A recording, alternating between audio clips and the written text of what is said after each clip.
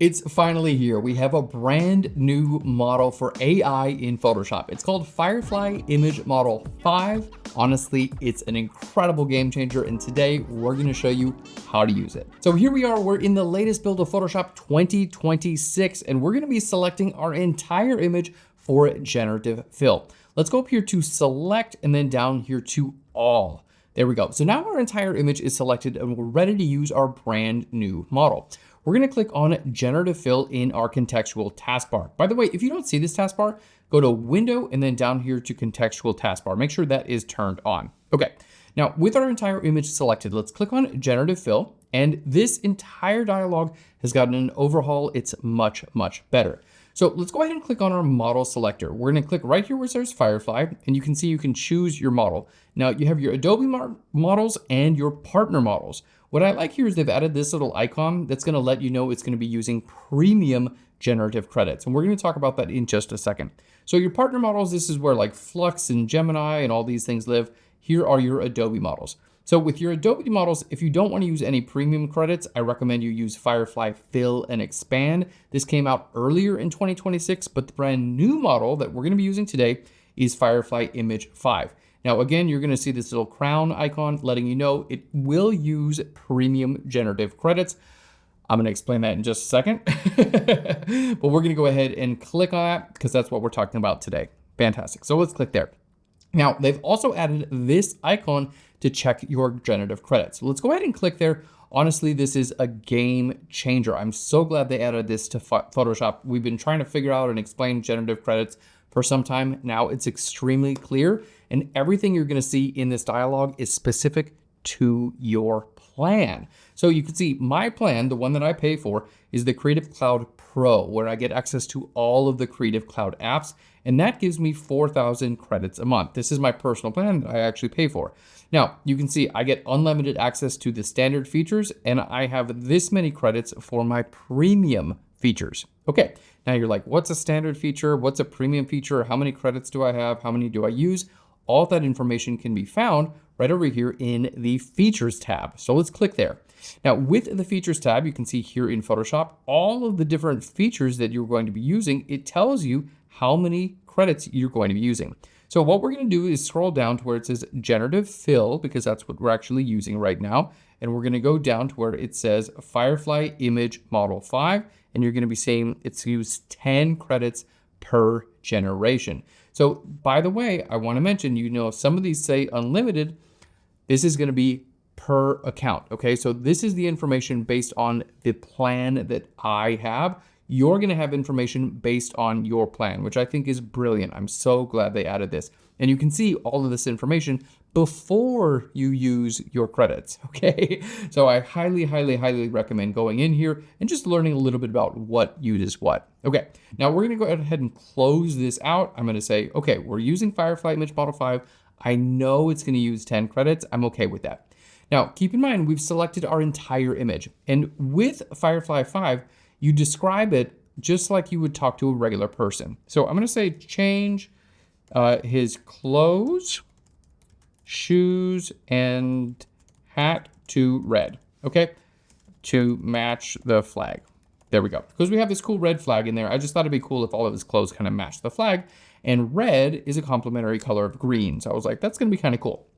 So we selected our entire image, and then we're just kind of telling it what to do. Talk to it like a normal person. That's what I love about this model. They kind of took this from the Google models where you just talk to it like a person. Now we can do that in Firefly. I think it's a huge improvement. Okay, now we're gonna click on Generate. So the big differences with Firefly Image Model 5 is that the quality is much, much better. Like not only the results you're gonna get, but actually the resolution of those results as well. You can continue to upscale them, and I love about this that you can just select your entire image. It basically only makes a change to the areas that you tell it to. So while I selected my entire photo, it's only going to make a change to my subject's clothes. Okay, now we're doing this in real time. So you can see, like I'm actually waiting for this to happen as we're talking. So you can see how long this actually takes. I'm on a pretty good internet connection, but this is our results in real time. So there we go. Our results are in, and like that's our first variation. And honestly, I think it looks really good. So we do have the option, by the way, to enhance detail. Let's go ahead and click there. This is going to cost us another 10 credits, by the way, when we enhance our detail, because it basically creates a new generation. But now we're going to zoom in and take a look at the quality. Okay, now I'm going to go back to my layers, and I have my original background layer, and then I have my subject. So you can see what this has done. Let's go ahead and take a look at our generative layer. This is basically regenerated my entire image. Okay, so over here, this flag, this is a regenerated flag. You can see it's not perfect, okay, but it regenerated basically the entire photograph. Now, my suggestion, because we told it basically just do the close, my suggestion is to mask in the areas that you want. But as you can see, I mean, that's his hand regenerated, okay? It's a huge quality improvement from any model we've been using before. But I still recommend using a mask to only make this visible where you actually want it. So how would we go about doing that? Well, let's go ahead and grab our object selection tool. It's located right over here with our quick selection tool. Keyboard shortcut is going to be W. So object selection tool.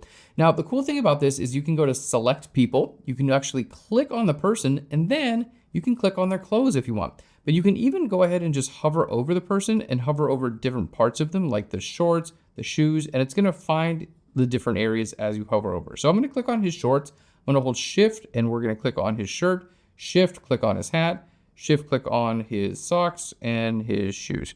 There we go. So basically all of that is going to be selected. So you can see now I have a selection around the areas that I actually want to keep from this layer. Again, it did a good job. It recreated the entire photograph. I'm pretty happy with it, but you really only want to use the areas that you need. You don't want to just have it rebuild your entire photograph because, again, if I zoom into his face, like it looks pretty good. I do have this crosshatch pattern that I get when I did the enhanced detail, by the way. I want to mention that. It's a little, like when you do cross enhanced detail, it does kind of give you this pattern. But his face, I mean, if you've used Generative Expand previously, you'll know that this is a much improved model over before. Still, we only want it to be visible where we actually want it. Okay, so I made this selection here. There we go, over top of the clothing. And I'm gonna go to the layer mask for my subject. Okay, now what I'm gonna do is I'm just gonna click and drag this layer mask to the trash can. And then we're gonna just basically make a new layer mask. So if you have a selection active and you click on the layer mask icon in your contextual taskbar or in your layers panel, it basically just loads that selection into the layer mask. So let's go ahead and do that. We're gonna click there, it's gonna load the selection into the layer mask, and there we have it. So now our subject has red clothes. Look at that. But the layer mask, you can see, I'm gonna hold Alt or Option and click on my layer mask, by the way. So you can see that's what the layer mask looks like. It's just his hat, it's just shirt, shorts. You know, it's exactly what we want the Generative Fill layer to be. And then his face, this is the original photograph. Like this is, you know, I turn this generative layer off and on. This is his original face in this photograph. And by the way, you can see this hat like didn't get a perfect selection. You can always just click on your layer mask and you could use like your brush tool. You could use your magic wand tool. You can use whatever you want, but we're just gonna paint the brush tool. I'm gonna paint white here on my layer mask and just kind of like, you know, fix that a little bit manually. But the model itself did a fantastic job. Red clothes matching the red flag. That's exactly what I asked for, and it nailed it. But we're not done yet. We got a couple more things I wanna show you in this tutorial. I wanna show you the new remove tool where you can actually remove all kinds of distractions from your image instantly. And we're gonna go into Adobe Camera Raw where I'm gonna show you how to use point color to make the background pop. It's gonna look really cool. So a couple more things, don't go anywhere. Let's jump in. So let's go ahead and talk about our remove tool. Now with the remove tool, we're gonna grab it right over here from our toolbar. Let's go to our remove tool. The keyboard shortcut's gonna be J. We're gonna click here on find distractions. And this is brand new. They literally just added this. General distractions, you're gonna go ahead and click on find. It's gonna find general distractions throughout your photograph and it's gonna categorize them. I'm like blown away. This is what we wanted forever and ever. Fixtures, I can turn this off and on. It's gonna find like little stuff like that. Highlights, it's gonna find little overblown highlights. Poles, it's gonna find some poles and wanna remove some poles for me. Spots and dust, okay? And visual clutter. Now here in this case, If you're like, okay, poles, yeah, cool, maybe remove that stuff in the background, but honestly, this pole here, right, that's pretty important. So what I'm gonna do, I still have access to my remove tool, right? I can actually just hold Alt or Option. Keep that in mind, or you can use the plus and minus right up here. So I can hold Alt or Option and basically paint away this flag. You know, I'm gonna say, you know, leave this flag here, but go ahead and remove the others, right? Flag / pole. So these are still removed. So all of that, basically everything is color coded. It's gonna automatically remove that. And I'm still in my remove tool. So now what I can do is kind of just paint right over top of anything else that I want to remove. So I haven't even like applied the remove just yet. Basically, I'm just able to do everything in one step. I think this works really, really well. Okay, so now I've manually painted in this. All this other stuff basically got selected automatically by the tool.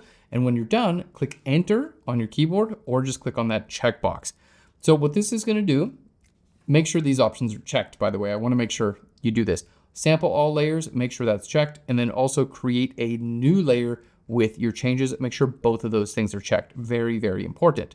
So once all this is done, you're gonna see it removed all of that with a single click, okay?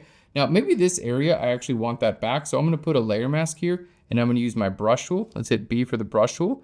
And I'm just gonna paint with black. Let's make this brush a little bit larger. There we go. And I'm saying, you know what? I think that sand trap actually needs to be there. So I just basically brought it back with my layer mask.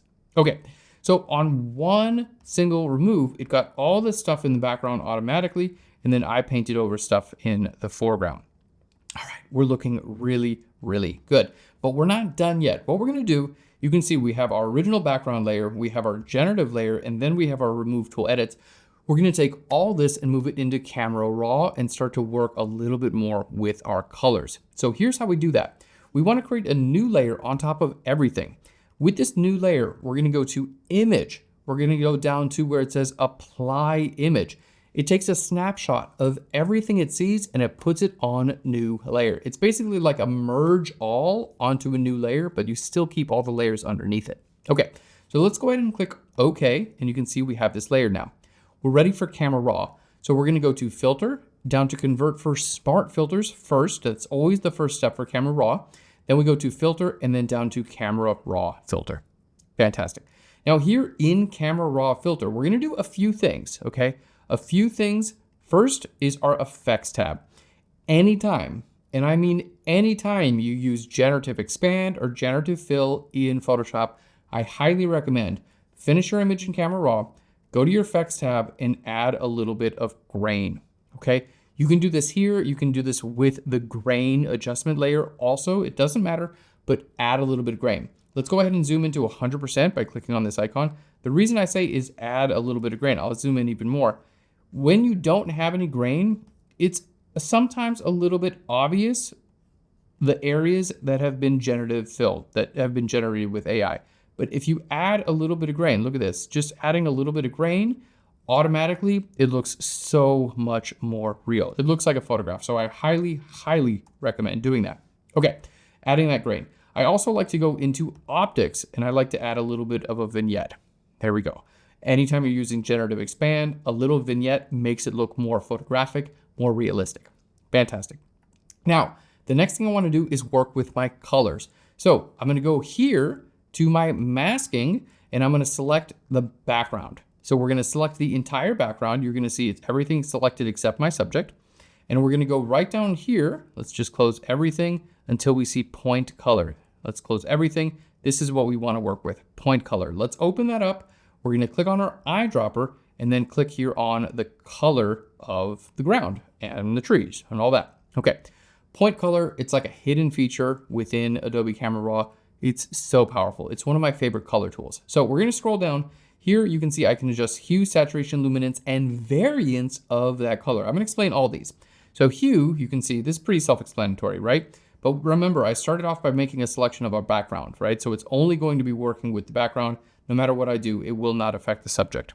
There we go. So let's go ahead and bring the hue up. I'm gonna bring up that saturation. Don't go crazy with saturation. Our luminance obviously is just gonna make it brighter or darker. Don't go crazy with that. But variance, this is where a lot of really cool stuff comes in. You can lower down the variance and everything kind of becomes the same exact green, okay? You actually usually want to do the opposite. You actually want to increase the variance, and look at that. It adds more color interest to that background. I love this feature, okay? So that's what we want to do. And again, look at this. I'm just going to turn this point color off and on. Look at a huge difference it made for my background. But I can create a new mask, and we're going to go to select subject. And now I can scroll down and I can use the point color here to eyedrop on that red. And then I can decide, okay, do I want the red change slightly, the hue of the red? Okay. Do I want to work with the saturation maybe? Okay. All of these things I can change just where my subject is. Maybe I want to make it a little bit brighter, maybe a little bit darker. I want the saturation to kind of like match that flag a little bit. So we're going to lower that saturation. And again, variance. This is the big one. If you bring it all, you're seeing it's affecting his skin too. If you bring your variance a little bit higher, I think it just makes the images look a lot more interesting. Fantastic. So we've created those two masks. We're going to create one more mask. We're going to go to a radial gradient, and I'm going to click and drag out just like this. And with this, we're going to go into our light tab, and I'm going to bring my exposure up a little bit, and we're going to go to our highlights and protect those highlights. Fantastic. Now, when you're done, all you have to do is hit OK. Boom. And it applies it to your entire image. Now, the cool thing, because we made this a smart object, I can literally just turn my smart filter off or on at any point in time. Look at that. I can double click back in Camera Raw and make my edits. So we started off, let's just zoom out. We started off with this as our background image. We changed our subject's clothing, we removed a ton, and then we brought everything into Adobe Camera Raw, and our final image looks incredible. Now there's one more thing I want to show you. If you didn't use grain within Adobe Camera Raw, there's actually an adjustment layer for grain. They just added it. So you can go to layer, you can go down to new adjustment layer and over to grain. Let's just go ahead and zoom in here. I'm going to hit OK. Here where you can add grain to your photo, you have a size and roughness you can use. I recommend keeping these relatively subtle, but anytime you're going to be using AI in Photoshop, I highly recommend adding grain, either through a grain adjustment layer or through the effects tab in Adobe Camera Raw. It's going to make your image look much better and much more realistic. Thanks so much for watching today. Don't forget you can download this sample image in PSD totally free. Just click on the link right down below. And if you want to get free videos every single week, all you have to do is click on subscribe. Thanks again, and I'll Phlearn you later. Bye everyone.